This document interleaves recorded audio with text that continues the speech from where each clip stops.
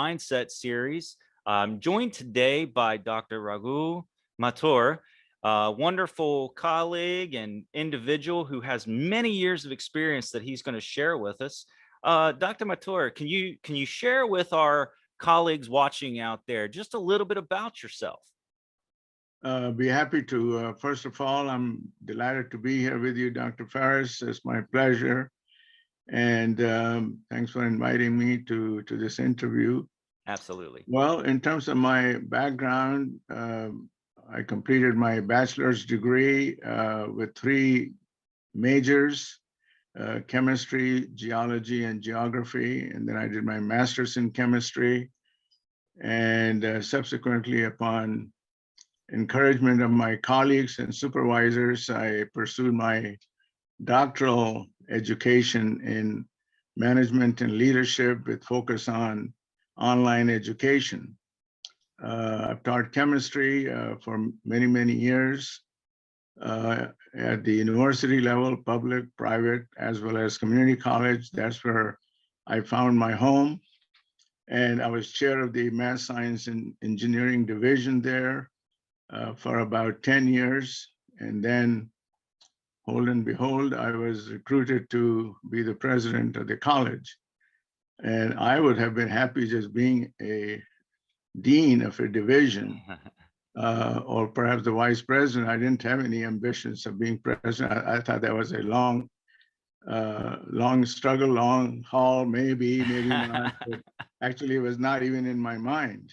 Right. But in any case, I served as president of the college in a multi-college district, two colleges. Were there in the South Orange County Community College District in California. And so I was president of the newer college. There were about 15,000 students, and the older college had 25,000 students. So there were about 40,000 students in that district. And there were lots of challenges when I came into the presidency, even though I had taught and been the chair, I'd been the chair of math science engineering for 10 years. So I grew up from within and became the president of that college. So I knew where the bodies were buried, so to speak. And they figured that instead of keep bringing presidents from outside, why not someone from within? Mm-hmm. So I became president. It was a highly political campus, political college. And so not only having to deal with the management and educational and curriculum type of issues, had to deal with the politics of the place as well. And apparently my supervisors must have liked something. So they promoted me to be the chancellor of the district. In that capacity, I served for 10 years. And along the way, I was invited to attend a graduate training seminar, workshops, whatever you want to call it, the program Management Institute, actually, at Harvard University in Cambridge, Massachusetts. Wow, congratulations. Which was a highlight of my career. Really learned a lot. And then subsequent to that, I was invited by Oxford University to deliver a lecture and a paper on leadership and management, which I was delighted to do. These were the presidents and chancellors of community colleges and universities from around the world, about 100 of them. And so that was another highlight of my career. Along the way, at one time, I was encouraged to run for the school board here in California, in Orange County, where I live. And I ran for the South Orange County Community College District Board of Trustees, was elected and re-elected. So I served in that capacity for about 2 terms, actually 9 years. So I had that experience as well. Anyway, in summary, that is my background. That's a phenomenal background. Those accomplishments, that's amazing. And thank you for sharing that experience with us. We I appreciate it, and I'm sure the people that are out there listening do appreciate what you just shared with us. And you've been able to mold a lot of lives over the years, whether it be students, whether it be other faculty administrators, and that's just a wonderful thing. So thank you for sharing that with us. Now, of course, the individuals that do listen into the show, the thing that they like to know the most is, what is your definition of a professional mindset? What does that look like to you? Well, I'll speak to that in the context of my management leadership experience. Yeah. And times are, of course, always changing, and we currently live in some complex times Yeah. with huge challenges locally as well as statewide and nationally, internationally. So I've come to the conclusion that we must employ scientific, data-based decision-making process in a fair and equitable manner, and not in an emotional manner. And this is part of my definition of the professional mindset that we are talking about. Now, I begin with a brief, very brief distinction between manager and leader, and a leader, because a lot of times we use these two terms interchangeably. Right. To me, as one of the authors have said, manager does things right, and the leader does the right thing. The leader has to be visionary, whereas the manager is handling day-to-day operations. And sometimes, or even a lot of times, in our management or leadership roles, we end up doing both the things. So we really have to understand the distinction as well as this specific characteristics of these two kinds of jobs, so to speak.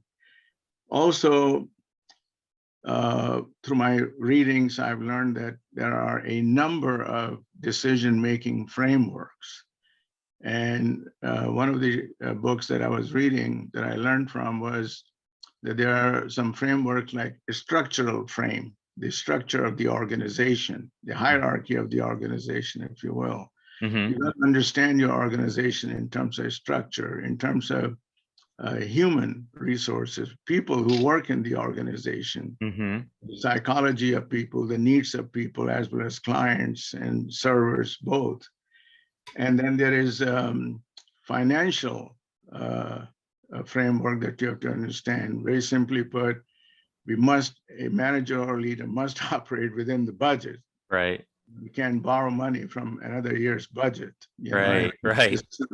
That is something I have to deal with as president and chancellor. Then there's a political framework, because there's politics in every organization. As some will say, that as soon as you have 3 people or more, there's politics. Yeah. And then there are symbolic things that you have to do to pull the people in the organization together, so that we can celebrate our achievements that we'll accomplish together.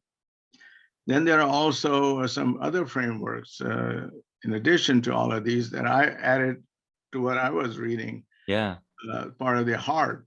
We are human beings, so we got to use our heart to connect with people. And with that comes emotions, even though I said that, yes, we should make decisions in a non-emotional way. Yeah. But we got to understand that people do get emotional Yes. about certain things, of certain favorite projects of theirs, especially when it comes to budgetary reductions. So there are emotions involved. So all in all, managers and leaders, though it is more incumbent upon the leaders to provide visionary leadership. So all of this is part of my mindset when I was making decisions as president and the chancellor. A couple other things that I just want to throw out that are part of the mindset in my vocabulary, and those are very important to plan. See, if we fail to plan to fail. So, I believe strongly in planning with timelines and who will do what and when, and the results and the will be available, or progress will be made, so that we can keep people accountable. And when I talk about accountability, I like to mention at the outset to my employees in the organization, I used to say, and you can hold me accountable also. Even my supervisors and the people that I'm working with, all of you can hold me accountable. Whatever we are going to say and do, we will do them together. Yeah.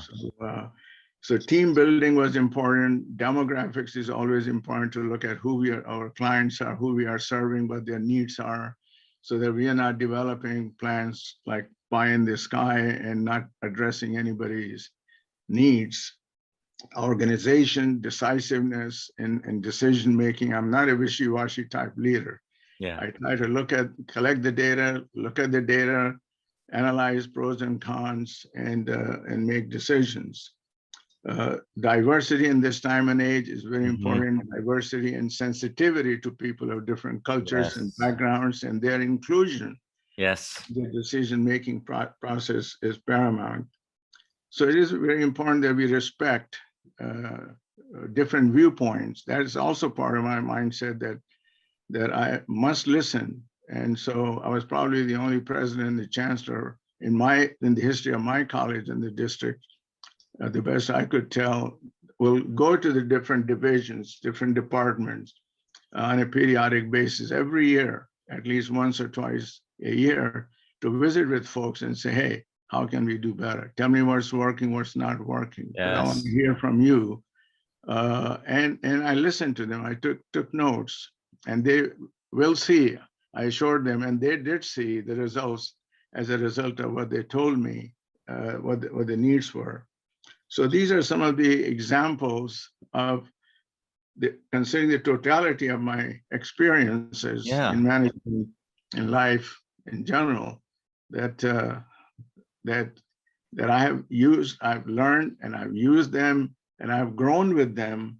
And I'm not a perfect person, nobody is, but I've been pretty conscientious about doing a good job, whatever kind of job I've tried to do. Yeah. Wow. I love it. Yeah. I don't know if you saw, I was taking notes that whole time. So thank you for sharing that, because I feel like there are so many things that throughout the day, when you talk about leadership and management, that we not forget about, but we allow our day to day, from one book that I've read, we get our whirlwinds into the way, right? And it takes it just takes us apart. So thank you for that in-depth my pleasure. information. So from your perspective, how has the professional mindset played a valuable part in your career? Well, I'll give you a couple of examples. And sometimes you may be noticing that I'm thinking and reflecting upon which one to talk about. Yeah. There are so many that where I've applied these principles. And so I'll start with this one that comes to my mind. When I became president, actually, I started out being acting president, then I was subsequently appointed permanent president of the college. I mentioned that I served for about 5 years. And remember, I was serving in that college only as chair of math, science, engineering. Yeah. And I used to report to the vice president of instruction at the college. And so there were a number of deans, at least about half a dozen deans, and 3 vice presidents, and they were all passed over in the appointment of me as the acting president and subsequently president. So the day I assumed my duties as president and I walked over to the president's office, I had 3 vice presidents waiting outside the president's office, one of whom I reported to. Yes. And they were angry and they were upset and they were disheartened. But I started my presidency by meeting with the executive committee, meaning my 3 VPs. And I go there and I say, there were 2 men and 1 lady, and I said, good morning, ladies and gentlemen, kind of thing. And one of whom, as I said, I reported to. Yes. Now I go there, sit down behind the desk, actually not behind the desk. I hated sitting behind the desk. So I sat down around a conference table. And I said, okay, this is a new day. Yeah. And the chancellor has delegated to me a couple of matters for my decision and recommendation to him. Mm-hmm. And I need guidance. I need your analysis and recommendation to me about certain matters. Yeah. So here we go. You know, Yes. item number one, item number two, item number three, whatever they were is not material to this discussion right now. But one of them was a very confidential, very sensitive matter Okay. that was of importance to the community outside the college. And I said, this matter must be handled confidentially. So Mhm. there's no need to talk about it out there on the campus, but I want to know your thinking. And obviously, I've not made any decision yet, but by the end of the week, I have to deliver my decision, my recommendation to the chancellor.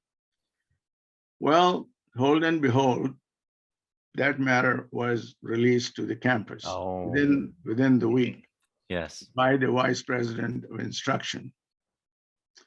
Well, it got back to me, and I had told all three VPs that this matter is confidential, Mm-hmm. should not be released to the campus community. We are discussing this matter. This is a sensitive hot potato for the community, Yeah. internal to the college as well as external. And I knew who did it. I had confirmation of it from a variety of sources. And so I invited Vice President of Instruction to meet with me. I wanted to meet with him. I wanted to find out if that was true, even though I strongly suspected at that point that it was him. But I wanted him to give me the scoop on it directly, Right. whether it was true or not. And he danced around it and didn't say yes and didn't say no. Well, see, to me, that was a wishy-washy Yeah. way of doing things. That was a bad start, I thought. In any case, I approached the chancellor. I said, this is what has already happened. Mm-hmm. And I met with him, and I'm very disappointed that he has behaved this way. Yeah. And he's the one who wanted to be acting president of the college, by the way. Right. So the chancellor was, of course, very upset also. He said, write him up. This is the tone he used. He said, Yeah. write him up. Work with our council and write him up. Well, I wrote him up. All right. And then I met with him to deliver that letter. Again, first just verbal exchange, and then here is this, and you have 30 days to respond to this. Mm-hmm. And this will go in your personnel file. That was done per chancellor's instructions. Right. So I knew I had the support from the top. Anyway, so that was just one example of the political nature of the decision-making process and in a very charged atmosphere that I jumped in. Mm-hmm. Now, overall, I felt pretty comfortable in this role because since I grew up, I had seen Yeah. politics. I had even been the victim of the politics. And so then just to conclude this story, the vice Mm-hmm. president went to the chancellor and said he had received this reprimand letter. Mm-hmm. Can this be removed? He didn't know the chancellor had authorized it. Mm-hmm. I didn't need to share that with him. And so chancellor said, well, there's one condition on which I can remove that letter from your file. He said, what is that? Chancellor said, consider resigning. But this is not the way to work Right. with Yeah. the college president. Wow. And chancellor told me this is what he told him. I said, Yes. my God, Yeah. I'm glad I work with the chancellor because that is my approach. Always Yes. keep your supervisor informed. That was the lesson. always keep your supervisor, do not surprise your supervisor or be prepared to be surprised yourself. Yes. I mean, and people play these kinds of games thinking that there'll be no repercussions. Yeah. Yeah. So anyway, so that was a, anyway, so when he, in due course of time, not immediately, but in due course of time, in a couple of months, he decided to leave the position. When I say decided to leave the position, notice I didn't say he resigned. Right. He abandoned the position. He was abandoning. He was clearing out his office, Yeah. and he found a presidency in Northern California. Here we are in Southern California, Yes. on a position there, and he left. And from there, he was criticizing my decision-making process. Okay, and the local reporter comes to my office and says, Dr. Mathur, this is what your former vice president of instruction is saying about you. Mm-hmm. The reason I'm sharing it, this is important for people to Absolutely. understand from experiences. They can read all about these things in books, Yeah. but that's different than experiences. And I said, we will remember the vice president of instruction in this college for XYZ wonderful things that he has done. Yes. That's it. So the reporter leaned forward to me and said, sir, maybe you didn't hear my question. He is saying such nasty things about you and you are praising him. Yeah. Is that all you have to say? And I said, yes, that's all I have to say. Yeah. Wow. And so and that was the exact quote in the newspaper article. And I was fine with that. The lesson from all of this to me and to others who learn about this story was, if some people want to play gutter politics, let them. Just because they want to play in the gutter, I don't want to join them. If I could, Yes. I would like to pull them out of there. Yes. But I'm not going to join them. Wow.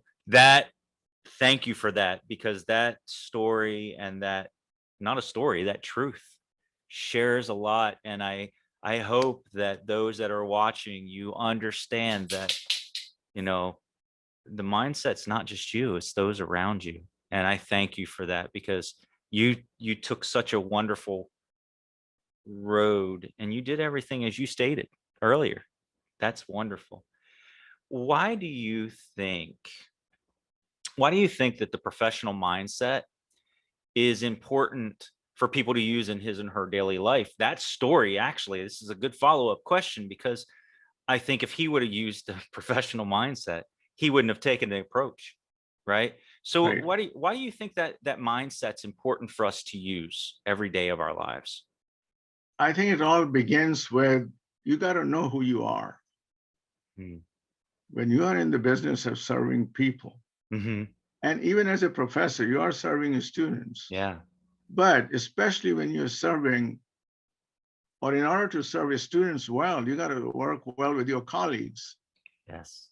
Whether they are faculty or administration or anyone, whether they're support staff, classified staff, meaning doing secretarial work or custodial work, everyone is important, equally important. Mm-hmm.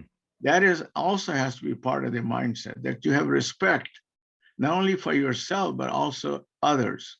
Yes. And there's no need to think that you're superior to anybody. Mm-hmm. And to me, everyone was my supervisor. Mm-hmm. The students and all the deans and the directors and the vice presidents who reported to me. I mean, I was honest and upfront with the three vice presidents, that matter was confidential. Mm-hmm. In fact, when I learned that it was out in the streets, so to speak, I met with the vice presidents again, and I said, didn't I say so? Yeah. And the vice president instruction said, oh, I don't remember. So I went to the other two, and they confirmed it right in his presence, that's what I had said. So So I think it's important that you respect everyone, whether it's a gardener, whether it's a custodian, whether it's a nurse, or whoever. Yeah. Each person is a living being. Each student is important. Each employee is important. After all, we are paying them for their services. Yeah. So, so if people have that kind of mindset, and you want another important part of the mindset has to be that you want to be fair. You want to do the right Yes. thing. Mm-hmm. You want to do the right thing. Because I happen to believe in God. I don't impose that on anyone, but I feel God will judge me by my actions. Mm-hmm. I have that belief system. I'm not recommending it to anybody, and each person has to make their own decision in this Right. regard. And I knew I also wanted to be judged by my colleagues. And I'm not going to play politics Mm-hmm. because I had seen too much of politics, too much unfairness in my Yeah. college. I grew up with that, and I was brought in to fix things, not to add to it. Right. Right. So anyway, so if people, I found out, let me just say this thought is coming to Yeah. me, Yeah. Please. that when you try to do the right thing, Mm-hmm. and you're and you got respect for everyone, those two things were the biggest weapons of success. Oh, I love that. Thank you. I love that. You know, you and I had a chance to talk offline before this.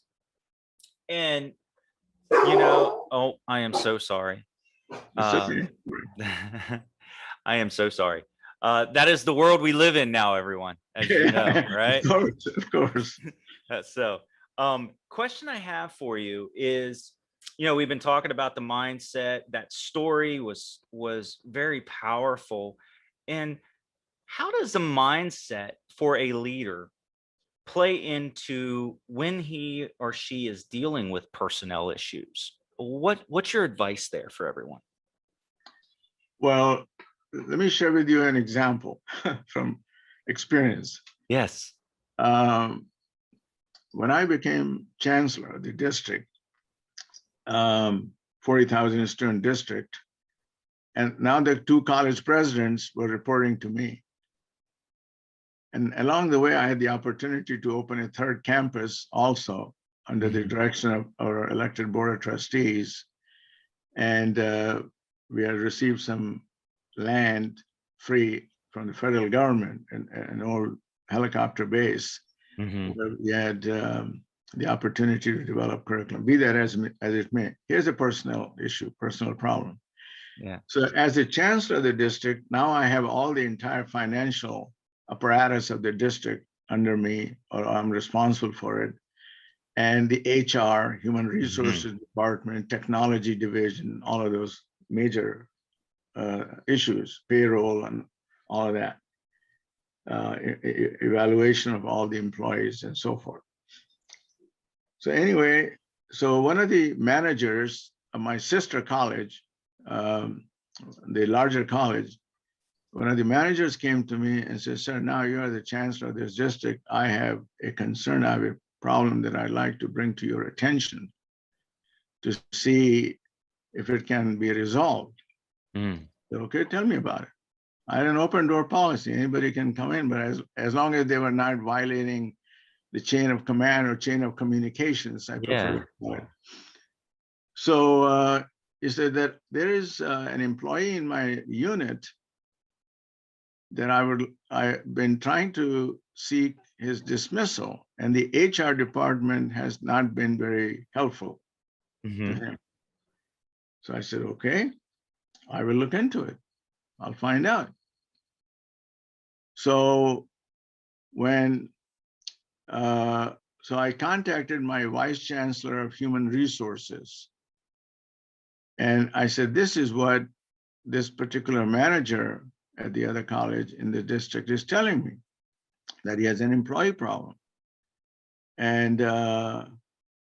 can you look into it and tell me, give me some more details?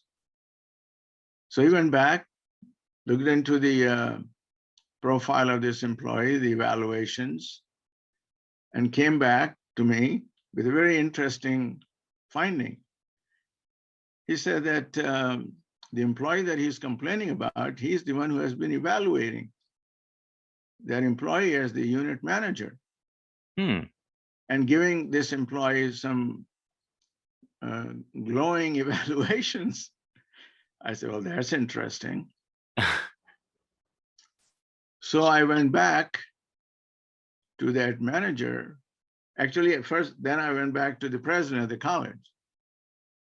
I said, let me talk to the president of that college where this manager came from and see if the president, what the president's knowledge is about this matter. And the president was kind of dumbfounded. He said, he'll go back and look into it.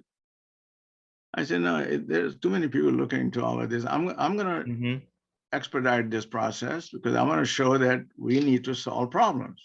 Yes. In this new administration, so to speak. And so I brought the president of both the colleges, the same kind of unit manager from both the colleges, same department unit manager from both the colleges. Right. And the vice chancellor of HR and a couple of other people, appropriate people. There were about 8, 10, 12 people in the room. I brought all the concerned parties and I said, okay, how are we going to resolve it? So I wanted that manager who came to me with the concern know that, look, I'm looking into all of this. And I wanted the vice chancellor of HR to share in that group what he had told me. That employee had wonderful glowing evaluations from the same manager. I wanted everybody, the college president to hear it at the same time, manager to hear at the same time. And we are working as a family, as one district, engaged in solving problems. Now that was pretty embarrassing, as you can imagine, for that unit manager, that he's the one who was giving wonderful evaluation. Now I did not want to point fingers to that manager. It was pretty obvious. But by coming to me, he in a way had just exposed himself. But in any case, I said, I think maybe the problem here is our managers don't know how to do the evaluations. Because having grown in that district, I had that inkling that people are not doing proper evaluations. I had the knowledge of that. So it's important to know not only yourself, but your organization. So since I knew that, I went in that direction rather than chastising that manager. I said, no, I'm not going to take that approach. I'm going to take the higher road and find out how we can train people in how to do evaluations. So the local legal firm that we used to work with, there was an attorney that I had done some business with as part of the college, and he had written a book on employee evaluations from legal perspective. So I invited him a couple of times to do in-service training for all the managers, administrators, as to how to do step 1, step 2, step 3, step 4, step-by-step process. You gradually increase the heat, so to speak, in trying to improve employee performance. And that worked. So I backed off and I turned the whole situation over to that manager to solve his own problem. He knew now that HR was available to him. Lines were totally open. He had no problem. And he also knows how to do the evaluation. Step 1 in that process was talk to the employee. Before you do a written evaluation, talk to the employee. We even did some practice runs in that in-service training. I've talked to the employee. When you have a concern, how do you talk to the employee? You sit down one-on-one and be honest with them. See, honesty, trying to do the right thing, those are the weapons. Right. What are you afraid of? Don't accuse them, ask them. Yeah. Don't say, you have not been doing a good job. Say, hey, you could do the job better this way. Yeah. How can we help you? How can we help you to be more successful? Work with them. Yes. Rather than just seeking dismissal and you're holding on to some grudges or whatever it is, and you're not solving the problem. You're not as effective a manager as you think you are. I'm saying it more bluntly here, but I was very diplomatic in Yes. handling these kinds of sensitive matters. I had to be. Yes. So anyway, this is an example of how you deal with a personnel issue by looking at the bigger picture rather than Yeah. just a small picture. You know, I had to write what you just said down to keep in mind for myself. Don't accuse them, ask them. Love Ask, that. right, Love that. I think that sometimes we as, and whether you want to put it in the leadership or the management side of things, we sometimes jump to conclusions as humans, right? right, Rather than maybe looking into it. And you know, you had mentioned earlier when you talked about respect of individuals, and regardless of what their position is or where they are working within the organization, I think we have to take that into consideration just as humans in general, right. because we don't think about where people are in their life, where they've been in life, what they're going through. Absolutely. And maybe, you know, I'm not just talking to the people that are out there watching the show, I'm talking to myself, because I think we have to do that as people. Yes. And that's why I love this show, because we get to talk about that. And Right. I get to learn every week from Yeah. you guys. And I get to, excuse me, when I say you guys, I don't mean that specifically in certain contexts, but it's, it's a great thing that we as humans can learn how to work with each other, whether you're a leader or a manager, just as a person, That's right. right? Right. Absolutely. So I have one. I want to apologize, but we've seemed to experience a technical error in our recording, and unfortunately, we lost part of the interview. Please forgive us for this error, and tune in to us next week, as we will have more guests on the Professional Mindset series. Don't forget, check out the programs and the boot camps and other events that we have going on at American Heritage College. We look forward